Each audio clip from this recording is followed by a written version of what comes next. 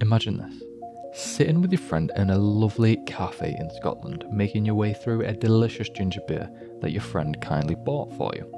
When you decide you're going to pour the remaining half into a glass, unexpectedly out pops the remains of a decomposing snail. Understandably, you feel shocked to your core, disgusted, and you later end up with severe gastroenteritis. Now you're furious. You first look to the cafe owner for breach of contract, but there was no contract. You didn't buy the drink, your friend did.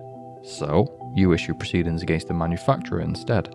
The problem was that manufacturers did not generally owe consumers a duty of care, unless they were shipping dangerous goods that they knew about. But you don't take no for an answer. You take it all the way to the highest court in the land and ask one crucial question. Should manufacturers owe a duty of care to the people who ultimately consume their products? This is where the real story begins. No one in that cafe could have known that this simple drink would end with a lawsuit, a landmark judgment, and even a death. This is Donoghue v. Stevenson. Today it seems obvious that we're owed a duty of care in almost everything we use or consume. But in 1932, things were not so straightforward. If a manufacturer created something dangerous and knew it, then yeah, there was a duty. Outside of that, well, the law relied heavily on contract. If you had no contract with them, you usually had no claim. It feels logical that someone should answer for letting a snail contaminate a drink. I think that's fair to say. But when the case first reached the courts in Scotland, the reaction was mixed. Some judges were adamant that the law could not stretch this far. If one consumer could sue a manufacturer they'd never met, what was next? Would anyone who bought anything be allowed to sue the original maker? One judge actually warned that such a duty could open the floodgates of litigation, meaning the courts might suddenly face huge numbers of claims they were never designed to handle. But others had the sense that the old rules were not built for the world that was emerging. Manufacturers were producing goods at a scale the law had never planned for, so how could they not owe a duty of care to the people who would eventually rely on what they made? These early hearings made one thing unmistakably clear. This case was no longer about a cafe, a ball, or even a snail. It was about the future of law itself.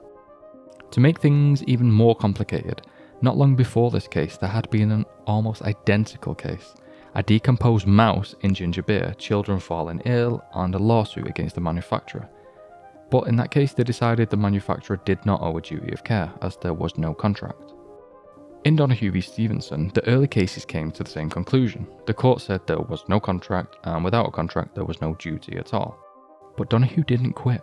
She went to the highest court in the land. By the time the case reached the House of Lords, the tension had grown. The judges weren't deciding who was right or wrong. They were deciding whether this case could even go forward. Inside the court, arguments clashed. One side, they insisted the law must protect end users from careless manufacturers. The other one that without a contract, no such duty had ever been recognised, and allowing the claim to proceed would just push negligence into entirely new territory. Therefore, when this was presented to the House of Lords, the conflict between the judges existed because if they allowed the case to proceed, they would basically be creating a whole new subsection of law. Then came Lord Atkin. He stepped back from the technical arguments and asked a more human question that seemed almost obvious once it was spoken. Who do we owe a duty of care to? His answer became the foundation of modern negligence.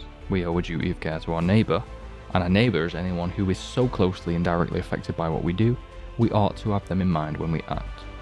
So, if a manufacturer places a sealed bottle on a shelf knowing someone will drink it, that person is clearly within their circle of care.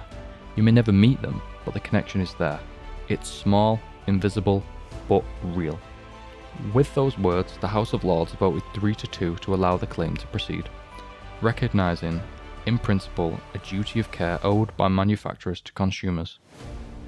What makes this case even stranger is what happened next. The House of Lords had finally opened the door for Donoghue to bring a claim, but the fight ended before it really began. Unfortunately, Stevenson died before the trial could take place. The entire case, facts included, simply disappeared into a private settlement by Stevenson's estate. And yet, from a case that never reached trial, the most important principle in modern negligence was born. Today, the idea that we owe a duty of care to the people our actions will affect feels absolutely obvious, but in 1932 it was far from clear. It took a one woman, one drink, and one moment in a Scottish cafe to move the law forward. And almost every negligence claim since then, from everyday accidents to major product failures, can be traced back in some way to that single bottle of ginger beer.